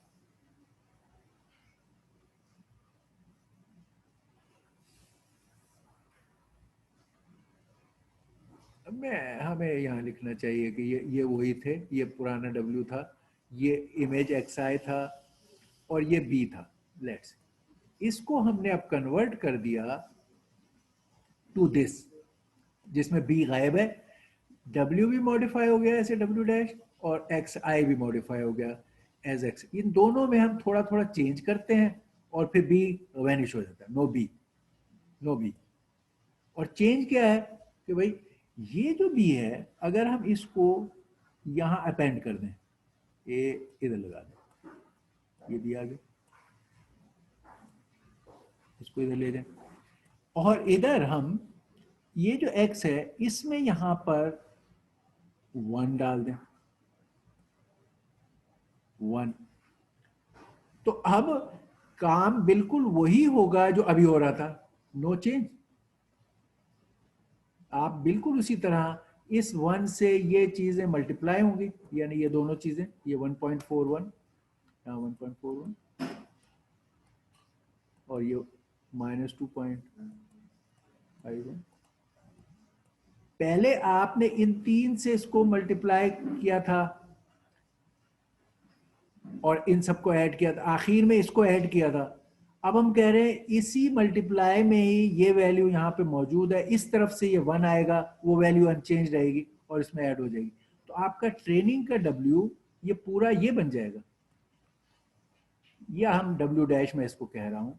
और आपका एक्चुअली यहाँ पर ये हमारा XI भी चेंज होना चाहिए था, यहाँ नहीं मेंशन, ये यहाँ पे इसमें 1 डाल जाएगा, तो इसको हम XI डैश कह देंगे, XI डैश। तो थोड़ा XI में अगर चेंज कर दें और ये अपेंड कर दें वहां पर ये B को, तो now we can talk of always कि जी हम W और XI ही ट्रीट कर रहे हैं, देयर इज नथिंग B। हमें इटरेशन करना, वैल्यूज को चेंज करना, मसले हैंड करना कुछ नहीं है। और जैसे मैंने मिसाल में बताया कि आपका ये जो 3072 वाला था वेक्टर, वो अब ये वाला ये 3073 का हो जाएगा ये। और आपका वो जो था W जो पहले 3 इंटू 3072 था, अब वो 3 इंटू 3073 हो जाएगा। बस ये bias trick, forget about B anymore. Okay, अब हमारा कोड शुरू हो गया।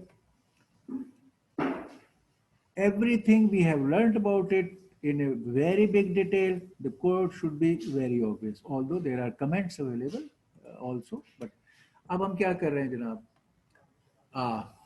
ये हमने पाइथन लॉक सूडो कोड में ग्रेडियंट, वनीला ग्रेडियंट डिसेंट बता रहे हैं, जो बेसिक ग्रेडियंट डिसेंट है जो अभी हमने बात की है। यही थोड़ा सा आगे जाके हम इसका एक और जो एडवांस्ड प्रेजेंट वर्जन है जिसमें रैंडम तरीके से उसको हैंडल करते हैं, वो भी देखेंगे। मगर अभी हम vanilla gradient descent, simple gradient descent, the when we talk, उसकी बात कर रहे हैं। इसमें आप करें तो एक ये चीज कि ये एक आपका लूप होगा जिसमें आपकी ये लॉस की वैल्यू, ये आपका डेटा और ये आपका W, इन वैल्यूज को यूज करके आप ये जो आपने W में चेंज लाना है, ये W ग्रेडियंट, ये आप यहां पे कैलकुलेट कर रहे हैं। कितना हमारा W का स्लोप है, उस पॉइंट पर आपने ये स्लोप देखा, ग्रेडियंट जो अभी मैंने कहा, उसके हिसाब से जैसे वो mx delta m delta x, यानी अब W में आपने एक स्टेप लेना है। एक स्टेप लेने के लिए ये स्टेप का साइज है और ये आपका ग्रेडियंट की वैल्यू, तो स्टेप इनटू ग्रेडियंट वैल्यू से मल्टीप्लाई, और ये माइनस जो मैंने आपसे कहा था, स्लोप से के साइन से अपोजिट में आप जाकर एक स्टेप लेंगे अल्फा के बराबर, तो आप वो वैल्यू W में ऐड करेंगे। जब हम ये कह रहे थे आपसे ये बात कि आपने इस पर ये कि आपका अगर यहां था, अब इस W से आपने इसमें ये डेल्टा W का ऐड या सब्ट्रैक्ट करना था, जो भी डेल्टा W, उसकी यहां पर ये आपने कैलकुलेशन की, slope into opposite sign with a step size, और वो इस W में ऐड कर दिया। आप इस W से अब इस W पर आ गए, ये नई वैल्यू ऑफ W, यहां हमने ये कैलकुलेशन की। और फिर इसी तरह हम चलते जाएंगे till the time we reach to the minimum. The learning rate controls the size of our step. ये learning rate है, ये अल्फा learning rate, यानी अगर ये आपका स्टेप बहुत छोटा भी हो सकता है और ये साइज स्टेप का बहुत बड़ा भी हो सकता है। इन दोनों के बताएं फायदे नुकसान क्या होंगे। ये बहुत छोटा होगा तो you will take lot of steps and lot of time, क्योंकि कैलकुलेशन तो वो सारी वही हो रही है। Very slow, lot of time. Over अगर स्मॉल कर दें आप इसको, अगर आप बहुत कहीं यार मेरा टाइम ज़्यादा हो रहा है, बड़ा स्टेप ले लेता हूँ और मैं ये 100 स्टेप की बजाय एक ही स्टेप में काम करूँ। बड़ा स्टेप का ये खतरा है कि आपने एक दफा स्टेप लिया, पता चला आप इधर चले गए, अब आपने वापस की तरफ जा रहे हैं, फिर आप इधर आएंगे, फिर आपने बड़ा स्टेप लिया, फिर इधर चले गए, फिर इधर चले गए, फिर इधर, तो आप बजाय ये जो हम सिस्टमेटिकली ट्रेवल करना चाह रहे थे to minimum, you will jump around in this bowl across, कभी उस तरफ चले गए और आपको लगा ओहो मैं तो, मेरा स्लोप तो अब पॉजिटिव हो गया, फिर आपने कहा ओ मुझे तो इधर पीछे जाना चाहिए, पीछे जाने के लिए आपने बड़ा स्टेप लिया, आप इधर आ गए। तो ये वाला मामला जो बाउंसिंग है ये बड़े स्टेप की वजह से हो सकता है, बहुत छोटे स्टेप लेने में स्लोनेस है। तो ये भी एक पैरामीटर आपका हाइपर पैरामीटर है कि आप इसको एक good size of step determine करते हैं। ये सारी चीजें आपकी ट्यूनिंग और हाइपर पैरामीटर्स में बहुत अहम रोल अदा करती हैं मैक्सिमाइज। ओके, ये आते हैं। बाकी अब हमने ये कर लिया। इसके अंदर जो मैंने बताया था, जो फंक्शन है आपकी एक्टिवेशन फंक्शन, जिस तरह पीछे हमने एक थ्रेशोल्ड एक्टिवेशन फंक्शन ली थी, इसमें सिग्मॉइड का ले लें।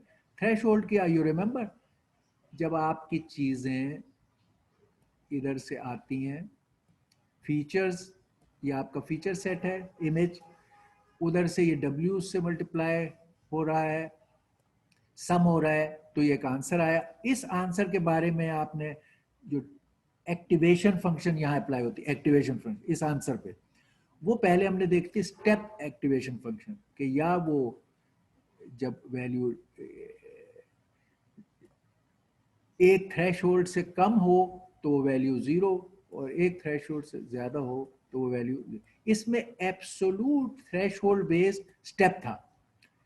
प्रैक्टिकली आप जब डेरिवेटिव वगैरह भी इस्तेमाल करने होते हैं तो फंक्शन ये एब्सोल्यूट स्टेप पर तो काम नहीं कर सकती, तो आप कहते हो एक जोन में मैं इसको एज ए लीनियर रखूंगा। तो ये अगर ऐसा फंक्शन आपका हो तो आप काफी हद तक इधर डेरिवेटिव्स लेकर, इसको लीनियर लेकर और इसको डील कर सकते हो। नॉट अ डिसकंटिन्यूटी, बल्कि एक आपके लिए kind of a linear function जिसमें स्लोप्स और ये मामले आप हैंडल कर लोगे। हाउएवर आप इसमें भी फिर जब एक्टिवेशन पे अप्लाई करोगे तो एक लेवल पर फिर थ्रेशोल्ड करोगे, यानी इस फंक्शन में आप ट्रेवल कर रहे हो, हर जगह आप डेरिवेटिव ले सकते हो, कैलकुलेशंस कर सकते हो, और आप उस पर फिर थ्रेशोल्ड अप्लाई करते हो कि यार 0.5 से अगर मेरी कैलकुलेशन नीचे चली जाए तो मैं इसको 0 कंसिडर करूंगा, और इस कैलकुलेशन पे अगर मैं 0.5 से ऊपर मेरा रिजल्ट आए तो मैं इसको 1 कर दूं। तो आपने इस अब एनालॉग लाइक चीज को और लीनियर फंक्शन पर ये थ्रेशोल्ड अप्लाई करना है, लेकिन यहां सारी वैल्यूज आपकी कैलकुलेट हो रही है, अब ये सारी वैलिड वैल्यूज हैं। और ये स्टॉल करके जब बहुत ऊपर आप जाते हैं तो फिर ये इसमें चेंज आना रुक जाता है, जैसे एक्सपोनेंशियल फंक्शन का होता है। इसी तरह जब आप बहुत नीचे आएंगे तो इसका ये स्टॉल करके नॉन चेंजिंग हो जाता है, जैसे कि एक्सपोनेंशियल का होता है दोनों साइडों पे। इसको सिग्मोइड फंक्शन कहते हैं। तो जब आप कैलकुलेशन यहाँ कर लोगे समेशन की अपने नोट्स पे, तो फिर ये फंक्शन अप्लाई करते हैं, या स्टेप फंक्शन जो हमने पीछे देखी, या सिग्मोइड फंक्शन जो हमने यहाँ देखी। वहां पर हमारा खाली एक बाइनरी ऑप्शन था, तो हमारे लिए वो सूट करती थी कि या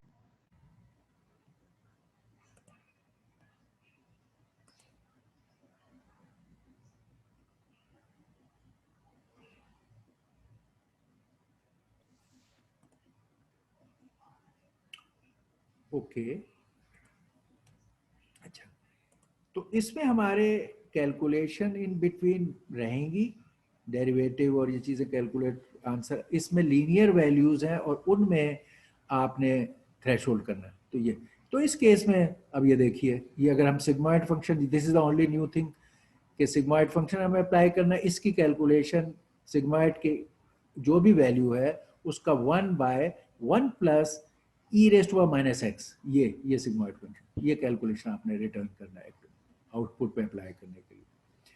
उसके अलावा आपका वो ये कि प्रिडिक्शन का मतलब वो कैलकुलेशन कर रहे हैं गिवन x पे जो आपका डेटा सेट है, और ये w जो उस वक्त उसकी वैल्यू है, इन दोनों पर प्रिडिक्शन की कैलकुलेशन x को w से डॉट प्रोडक्ट लिया, जो हमें पता है कि ये कैलकुलेशन हम करते थे, उसका जो रिजल्ट आया उस पर ये सिग्मॉइड एक्टिवेशन फंक्शन अप्लाई किया, ये वाला। पहले इस पे स्टेप अप्लाई किया था, अब हमने ये किया, यानी इस जगह। तो ये हमारा नॉर्मल स्कोरिंग फंक्शन आया, ये स्कोर करके जो रिजल्ट होता है ये इसकी प्रिडिक्शन है, हमारी कैलकुलेशन की प्रिडिक्शन ये है। इस प्रिडिक्शन पे हम ये चेक करेंगे कि अगर ये लेस देन 5.5 है तो 0, और अगर ये ग्रेटर देन 0.5, यहाँ ये एरर है बुक में, ग्रेटर देन 0.5 है तो वैल्यू 1। तो ये हमारा प्रिडिक्शंस का रिजल्ट कंपाइल हो जाए, we will return the predicted calculated value का result after sigmoid function. This is not very different, ये हम एक दफ़ा बहुत डिटेल में कर चुके हैं कि आर्गूमेंट पार्सर आपकी कमांड में जो आर्गूमेंट्स होते हैं जो हम इस तरह से डैश डाल के देते हैं उनको इंटरप्रेट करने के लिए ये आपका पार्सर है। उसमें डिपेंड करता है आप क्या आर्गूमेंट्स यूज करेंगे। इस केस में हमने ईपो हाउ मैनी टाइम्स वो रन द सेट, इसको ईपो कहते हैं। पूरे जैसे आपके एन है, एक दफ़ा रन किया, दूसरी दफ़ा रन किया, या आपने प्लॉट्स में देखा होगा, उसको ईपो कहते हैं। उसके लिए हमने डैश ई, और इसकी जो है डिफ़ॉल्ट वैल्यू 100 है, यानी 100 टाइम्स ये रन करेगा, रिपीट करेगा। लेकिन अगर आप और दूसरी वैल्यू दे सकते हैं तो आप वो दे सकते हैं, ठीक। और ये उसका वो मैसेज जो उसमें प्रिंट करेगा आपको। इसी तरह इसके अंदर ये वो है जो अभी मैंने देखा था लर्निंग रेट, ये आप चेंज कर करके ऑप्टिमाइजेशन करना चाहते हैं और ये आप अपने कमांड में दे रहे हैं तो डैश ए कह रहे हैं, अल्फा इसका हमने नाम रखा है। और इसकी डिफ़ॉल्ट वैल्यू ये वेरी स्मॉल स्टेप, ये 0.01, लेकिन फिर आप चेंज कर सकते हैं अगर आप इसको कुछ और करना चाहते हैं। और ये इस पर ये मैसेज आएगा, और ये फिर आपने उसको आर्ग्स के अंडर इस ऑब्जेक्ट को ले लिया, ये पूरी चीज़ जो यहाँ डिफाइन की। यहाँ पर इसके अंदर डेटा को पहले रीशेप करना, और ये जो अभी मैंने आपको बताया था कि वंस को आप ज्वाइन कर देंगे, वो वाली बात और ख़त्म करें। ये तो आपका x जो आपका डेटा सेट है, ये y जो उसका इनपुट में लेबल सेट है ट्रेनिंग के लिए, ये वो x और y है। ये मेक ब्लॉब्स का फंक्शन है जिसमें आप साइज बताते हैं कि आपके सैंपल्स का साइज कितना है, फी आपके क्लस्टर स्टैंडर्ड क्या है और रैंडम स्टेट क्या है। ये आपके इसमें बेसिकली आपके चीज़ों के साइज देकर आप मेक ब्लॉक्स कर लेते हैं। एक्चुअल चीज़ अब ये है कि y को आपने रीशेप किया। ये क्या किया, वो जो मैंने बताया था आपसे कि इसके जो ये y डॉट शेप 0, ये अब आप उसको वन डायमेंशनल आपने बना दिया कि शेप 0 की जो तादाद है आपकी, शेप 0 के y की तादाद, ये था आपका y, इसकी 0 से लेकर और 3072 तक था। ये 3072 तादाद 3071 था, ठीक है। तो अब आपने इसकी जो शेप जब 0 से 3071 तक होता है तो शेप का साइज 3072 तक होता है, या आपने उसका साइज बढ़ा दिया 3072। वही जो हमने कहा था कि एक एलिमेंट बड़ा हो जाएगा, वो ये हमने बता दिया। ये और दूसरी डायमेंशन ये है, तो ये रीशेप कर दिया। इस रीशेप में इसका साइज में हमने इजाफा किया, ओके। इधर हमने वो वंस जो डालने थे कि हमने कॉलम में x के वंस का एक कॉलम ऐड करो। ये हमारा जो x था, हमारे x इस तरह थे, ये x का सेट हमारा ये था, इसमें हर xi इस तरह डला हुआ था। हर xi के एंड पे आपने एक कॉलम यहाँ ऐड किया वंस का, कि यहाँ आप इसमें अगर 1 डाल दें, 1 1 1 1 1, तो ये अब वो वाली चीज जो हमने x में एक एक्सटेंशन की थी कि आखिरी एलिमेंट को 1 कर दें, इसके साइज को बढ़ाया, और x के अंदर इस साइज को बढ़ाने का मतलब एक एम्प्टी हमने जगह बना दी यहाँ, ठीक। और अब और यहां पर हमने ये वंस को x के अंदर डाल दिया, ये वो काम किया। x की डॉट शेप अगेन ये 3072 इसका आंसर आएगा। तो 3072 कॉलम में आपने वंस फिल कर दिया, ये आपका। और फिर ये पुराना, ये सब कुछ पुराना कि ट्रेनिंग के एक्स वाई और टेस्ट के x y by the split function आपने डिफाइन कर दिए 50%, इस केस में आपने टेस्ट साइज का 50 और ये रैंडम नंबर, और फिर आपने डब्ल्यू में रैंड के तहत रैंड एन की आपने एक्स शेप 1 जो आपकी है सेकंड, देखिए डब्ल्यू के आपने क्या रखा है, ये आपका डब्ल्यू है, ये डब्ल्यू था हमारा, तो उसके ये इसकी शेप 1 है, ये इसकी शेप 1 है, ठीक। और इसको आपने अब 3072 तक इसका साइज करने का मतलब है ये 0 से 3073, इसका साइज बढ़ गया, ये एक साइज बढ़ा दिया, और एक आपने लॉस का अरे डिक्लेयर कर लिया लॉसेस के लिए। W को वही जो हमने बताया कि W में आपने रैंडम नंबर एक इजाफी डाला, लॉस के लिए ये टेबल बना ली, और अब आपने ये जो मैंने बताया था आपको कि ये आपने सिग्मॉइड फंक्शन अप्लाई की ट्रेनिंग के सेट पर W के साथ, जो W तैयार किया था आपने, जो सिग्मॉइड फंक्शन के बाद ये प्रेडिक्शंस का तैयार किया, इस प्रेडिक्शन को आपके नोन जो ट्रेनिंग के आंसर्स हैं वो ये कैलकुलेटेड, ये नोन, इनमें से सब्ट्रैक्ट किया, एरर निकाली, हमने ये वो एरर स्क्वायर वाला ऑप्शन यहाँ पर लिया है, हमने ये सिग्मॉइड फंक्शन और एरर स्क्वायर वाला केस, तो एरर के हर एलिमेंट को स्क्वायर किया, उन्हें सम किया, sum of the square of the errors, loss बन गया। ये लॉस हमने ये जो लॉसेस का अरे डिक्लेयर किया था उस पर अपेंड कर दिया, ये हमने लॉसेस का अरे डिक्लेयर किया, और लॉसेस यहाँ इसमें अपेंड करते गए जैसे जैसे ये हम कैलकुलेशन करते गए। अब ग्रेडियंट फाइंड किया, ये ग्रेडियंट, इसमें x और एरर का डॉट प्रोडक्ट लेकर ग्रेडियंट निकल आया, ये ग्रेडियंट अल्फा से मल्टीप्लाई करके विद द माइनस साइन हमने W में डेल्टा चेंज किया, जो हमने बात की थी कि W में slope multiplied by alpha with the negative sign add किया जाएगा, ये वो इंस्ट्रक्शन है।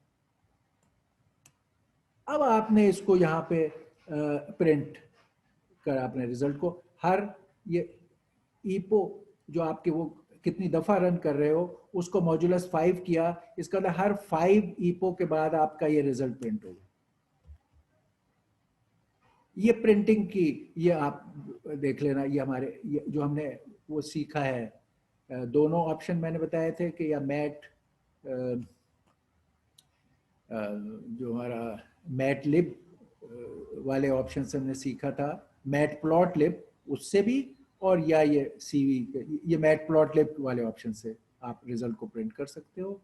लेकिन एनीवे ये प्रेडिक्शंस आपने अब जो उसको रन किया तो उसने ये आपको दिया टेस्ट पर रन, आप टेस्ट डाटा पे कहते हो, टेस्ट एक्स और डब्ल्यू पे जब रन किया तो ये प्रेडिक्ट का फंक्शन अप्लाई करके आउटपुट मिली, और ये classification report on test y और प्रिडिक्टेड वाई, यानी ये बताएगा कि आपने के कैलकुलेशन से टेस्ट डाटा पे क्या रिजल्ट आया और आपका गिवन टेस्ट डाटा में वैल्यू क्या थी, ये प्रिंट करेगा।